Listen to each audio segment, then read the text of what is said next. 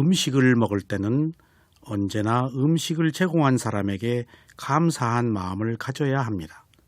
음식을 제공한 사람에게 대한 최고의 보답은 먹는 것을 알아차리는 수행을 하는 것입니다. 상대가 제공한 음식을 먹은 뒤에 그 힘으로 수행을 하면 더 크게 공덕을 갚는 것입니다. 음식을 먹기 시작할 때는 먼저 지금 무슨 마음으로 음식을 먹으려 하는지 알아차려야 합니다. 음식은 배가 부르기 위해서 먹는 것이 아니고 단지 수행을 하기 위해서 먹는 것입니다. 인간의 탐욕은 여러 가지로 나타나지만 음식을 먹을 때 가장 많이 나타납니다. 그러므로 제일 먼저 탐욕으로 음식을 먹으려 하는지 알아차려야 합니다. 이런 마음을 알아차리지 못하고 먹는다면 음식을 먹는 것이 아니고 탐욕을 먹는 것입니다. 그런 뒤에 먹을 음식을 보고 수저나 젓가락을 사용하여 알맞게 집거나 떠서 입에 넣습니다. 음식을 떠서 입에 넣는 동작과 천천히 음식물을 씹은 뒤에 목구멍까지 넘기는 것을 알아차려야 합니다. 이때 음식물의 맛의 변화를 주목해야 합니다. 알아차릴 대상은 음식이 아니고 맛의 변화입니다. 음식물을 많이 찝거나 씹지 않고 삼키거나 씹고 있는 중에 또 다른 음식을 집어넣는 것은 모두 탐욕입니다. 한 가지 음식을 많이 먹는 것도 탐욕이며 싫어하지 하는 음식을 손대지 않는 것도 성냄입니다. 쩝쩝거리거나 후루룩거리는 소리를 내면서 먹으면 알아차리지 못한 것이므로 먹는 예절을 지켜야 하겠습니다. 수행자 여러분, 지난 시간에 이어서 계속 22장 느낌을 알아차리는 수행에 대해서 말씀드리겠습니다. 맨 느낌과 육체적 느낌과 정신적 느낌이 일어났을 때 언제 느낌을 알아차리는 것이 좋을까요? 맨 느낌의 상태에서 가래가 일어나기 전에 빨리 알아차리는 것이 좋을까요? 아니면 맨 느낌의 상태에서 가래로 넘어가거나 집착까지 하지 않도록 하는 것이 좋을까요? 물론 빨리 알아차리는 것이 좋을 것입니다. 그러나 사실은 우리가 빨리 알아차리기가 어렵습니다. 그래서 정답은 언제 어느 때나 알아차리면 된다 이것입니다. 빨리 알아차리는 것이 좋다고 하면 빨리 알아차리는 것을 집착합니다. 그래서 늦게 알아차렸을 때는 자책을 합니다. 그러므로 답은 어느 때나 알아차리면 된다가 답입니다. 알아차림에는 늦고 빠른 것이 없습니다. 어느 때고 알아차리면 그것이 가장 빠른 것입니다. 늦었다고 생각할 때가 가장 빠른 때입니다. 위파사나 수행은 느낌을 알아차리는 수행입니다. 몸과 마음을 인식할 수 있는 기능이 느낌이기 때문입니다. 아울러 느낌은 지금 여기 현재에 있는 실제하는 현상이라서 알아차립니다. 느낌이 단지 느낌으로 남아서 새로운 원인을 일으키지 않는 것이 깨달음입니다. 느낌이 일어났을 때 가래로 넘어가면 새로운 원인을 일으켜 새로운 결과를 받아야 하기 때문에 다시 태어나는 윤회의 길을 갑니다. 그러므로 느낌을 알아차리면 성자의 길을 가는 것이고 느낌을 알아차리지 못하면 범부의 길을 가는 것입니다. 이처럼 성자와 범부는 느낌의 갈림길에 서 있습니다. 부처님의 깨달음은 느낌과 가래 사이에 있습니다. 부처님께서 깨달음을 얻은 황금 의자는 보리수 나무 아래도 아니고 내란자락 한가도 아니고 바로 느낌과 가래 사이에 있는 팔정도 위파사나 도입니다. 깨달음을 얻기 위해 히말라야에 간다거나 인도나 미얀마에 꼭 갈 필요는 없습니다. 지금 여기에 있는 몸과 마음의 느낌을 알아차리는 것이 가장 위대한 스승의 가르침을 아는 것입니다. 이제 우리가 가야 할 길이 무엇이며 어떻게 가는지를 알아보겠습니다. 12연기 도표를 보면 2번 칸의 느낌에서 3번 칸의 가래로 넘어가면 연기가 계속되어 윤회를 거듭하는 것입니다. 그러나 2번 칸에서 3번 칸으로 넘어가지 않고 그냥 느낌으로만 있을 때는 열반으로 가서 윤회가 끝나 다시 태어남이 없습니다. 2번 칸과 3번 칸을 연결을 하지 않는 길이 바로 팔정도 위파사나 수행입니다. 느낌을 알아차리는 수행은 느낌이 일어났을 때 일어난 즉시 느낌을 알아차리는 것입니다. 그러면 맨 느낌이 육체적 느낌으로 진행되지 않습니다. 만약 알아차리지 못하면 맨 느낌에서 가래가 일어나서 집착을 하고 업을 생성합니다. 고 대장로 모곡사야도께서는 위파사나 수행자의 이익을 위해서 다음과 같이 수념처 수행을 하는 쉬운 방법을 고안해 내셨습니다.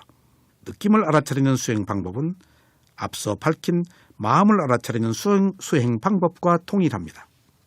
첫째, 6가지 외부 방문자의 느낌들을 알아차립니다. 눈을 기반으로 하여 일어나는 덤덤한 느낌, 귀를 기반으로 하여 일어나는 덤덤한 느낌, 코를 기반으로 하여 일어나는 덤덤한 느낌, 혀를 기반으로 하여 일어나는 덤덤한 느낌, 몸을 기반으로 하여 일어나는 즐거운 느낌, 몸을 기반으로 하여 일어나는 괴로운 느낌, 이것입니다. 이상 6가지의 느낌을 외부 방문자의 느낌들이라고 합니다. 수행자는 이런 느낌이 일어날 때 일어난 즉시 알아차려야 합니다. 그래야 느낌에서 가래로 넘어가지 않습니다. 만약 가래로 넘어간다면 느낌으로 인해 괴로움이 시작됩니다. 6가지 감각기관 중에 을을 뺀 나머지 안, 이, 비, 설, 신이라는 5가지 감각기관이 외부의 대상과 부딪혀서 일어나기 때문에 외부에서 방문한 느낌이라고 말합니다. 둘째, 3가지 내부 방문자의 느낌들을 알아차립니다. 을을 기반으로 하여 일어나는 즐거운 느낌, 을을 기반으로 하여 일어나는 괴로운 느낌, 을을 기반으로 하여 일어나는 덤덤한 느낌이 있습니다. 이상의 3가지 느낌을 내부 방문자의 느낌들이라고 합니다. 왜냐하면 마음이 일으킨 느낌들이기 때문입니다. 셋째, 3가지의 주인의 느낌들을 알아차려야 합니다.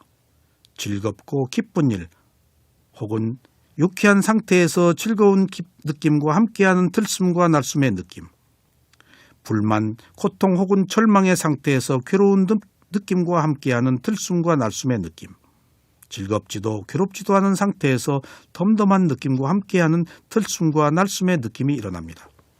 이상 3가지의 느낌을 주인의 느낌들이라고 합니다.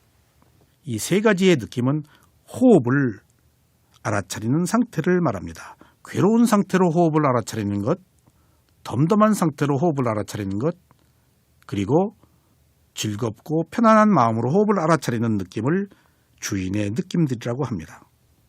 사실 호흡은 신념처의 대상입니다.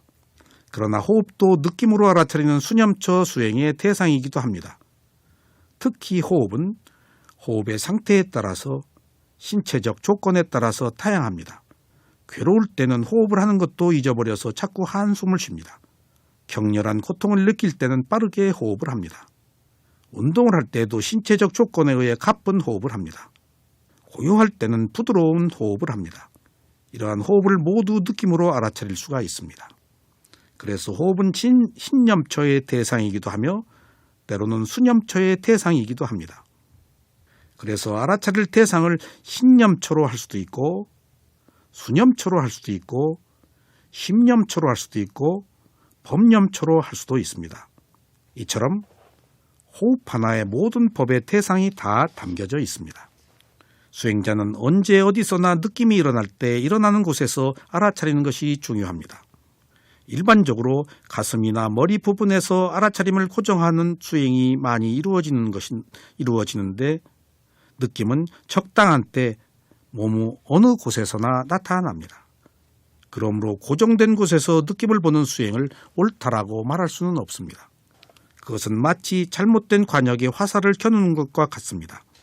아무도 느낌과 계약을 맺을 수 없는 것입니다. 즉, 아무도 어떤 특정 장소에서 느낌을 고정시켜 둘 수는 없는 것입니다. 접촉하는 과정이 있는 것이면 어디에서나 느낌이 일어납니다. 만일 수행자가 한순간 지켜본 느낌이 또 다른 순간의 느낌과 똑같다고 여긴다면 그는 아직 수행이 성숙되지 않은 사람입니다. 부처님께서 이르시길 비구들이여 느낌에 대하여 무상으로 알고 보는 자이라고 말씀하셨습니다. 이 말씀은 비구들이여 느낌은 일시적이고 무상하며 연속적인 두 순간에 결코 동일한 모습으로 존재하지 않음을 알아차리고 통찰력으로 지켜보아야 한다는 의미입니다. 만일 수행자가 통찰 지혜를 가지고 느낌이 무상하다는 것을 알고 보지 못한다면 그는 아직도 바른 길에 들어오지 못했다는 것을 의미합니다. 느낌은 보통 오래 지속되는 통증이라고 믿고 있습니다. 그러나 사실은 통증은 관념입니다. 통증의 실제는 찌르고 당기고 화끈거리는 것들인데 사실은 이것들이 모두 일어나고 사라지는 느낌들입니다. 느낌은 언제나 일어나고 사라지는 것을 보여주고 있다는 사실을 분명하게 이해해야 하겠습니다. 이렇게 느낌에 대한 꿰뚫는 통찰력을 얻지 못한 수행자는 아직 바른 수행법을 익히지 못했기 때문입니다. 대념 적용에서는 다음과 같이 말하고 있습니다. 혹은 느낌에서 일어나는 현상을 알아차리면서 지낸다. 느낌에서 사라지는 현상을 알아차리면서 지낸다. 느낌에서 일어나고 사라지는 현상을 알아차리면서 지낸다. 이것은 앞서 말씀드린 수행자는 느낌의 일어남과 사라짐, 그리고 느낌의 전 과정을 지속적으로 모두 알아차려야 한다는 것을 말합니다. 몸과 마음을 대상으로 알아차릴 때는 사실 일어남과 사라짐을 아는 것이 전부입니다. 그러므로 수행자가 일부러 느낌을 찾아다녀서는 안 된다는 것을 명심해야만 합니다. 일반적으로 통증이나 가려움, 아픔을 겪을 때 느낌이 있다고 생각하게 되지만 사실 느낌은 그 이상의 것입니다. 느낌은 항상 모든 곳에서 존재하고 있습니다. 눈, 귀, 코, 혀, 몸, 마음을 바탕으로 한 6가지 느낌 중에서 항상 하나의 느낌은 존재합니다. 느낌은 그 이상의 것이라는 말은 느낌의 모든 법이 담겨져 있다는 것을 말씀하시는 것입니다. 여러 가지 대상 중에서 느낌을 통해서 법의 성품을 보는 것이 가장 용이합니다. 그래서 위파사나 수행의 대상이 바로 느낌인 것입니다. 느낌이 없는 순간은 단 한 찰나도 없습니다. 그러므로 수행자는 반드시 오온 중의 하나인 느낌의 일어남과 사라짐에 대해서 알아차리려는 노력을 해야만 합니다. 일어남과 사라짐은 무상입니다. 이것을 이해하고 통찰하는 것이 바로 위파사나의 토입니다. 이렇게 무상과 도가 계속되어 더 이상 무상과 도 사이에 끼어드는 번뇌가 없을 때라야 이번 생의 도과를 성취할 수가 있습니다. 수행자 여러분, 느낌은 맨 느낌으로 느끼는 것과 육체적인 느낌으로 느끼는 것을 구별해야 합니다. 그리고 다시 육체적 느낌에서 정신적 느낌으로 진행된 것을 알 수 있어야 합니다. 그렇지 않다면 느낌은 반드시 가래를 일으켜서 우리들에게 끝없는 괴로움을 줄 것입니다. 수행자 여러분, 느낌이 사라지는 것을 지속적으로 알아차리는 것이 무상수관입니다. 이것은 일어나고 사라지는 것을 대상으로 보는 법념처 수행을 말합니다. 반면에 수행자가 단지 느낌을 알아차리기만 한다면 정신과 물질을 아는 지혜가 성숙될 것입니다. 이것은 위파사나 수행의 첫 번째 단계로서 높은 지혜의 단계는 아닙니다. 하지만 정신과 물질을 아는 지혜로부터 시작되어서 다음 단계에는 원인과 결과를 아는 지혜가 되고 그 뒤에 현상을 바로 아는 지혜가 생겨서 비로소 일어나고 사라지는 무상을 보아서 더욱 수행이 발전하게 됩니다.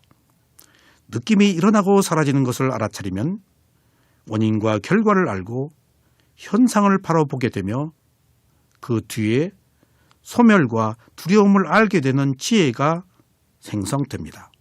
소멸과 두려움을 아는 지혜가 생기면 다시 해탈을 이루려는 지혜가 생겨서 더욱 열심히 수행을 정진하게 되고 그 끝에 평등심의 지혜가 일어납니다.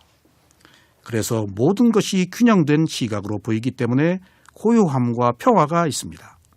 그 상태에서 계속 정진을 하면 우리들의 궁극의 목표인 도와 과를 성취하여 열반에 이르게 됩니다. 오늘 또 느낌을 통하여 도과에 이르는 길까지 말씀을 드렸습니다.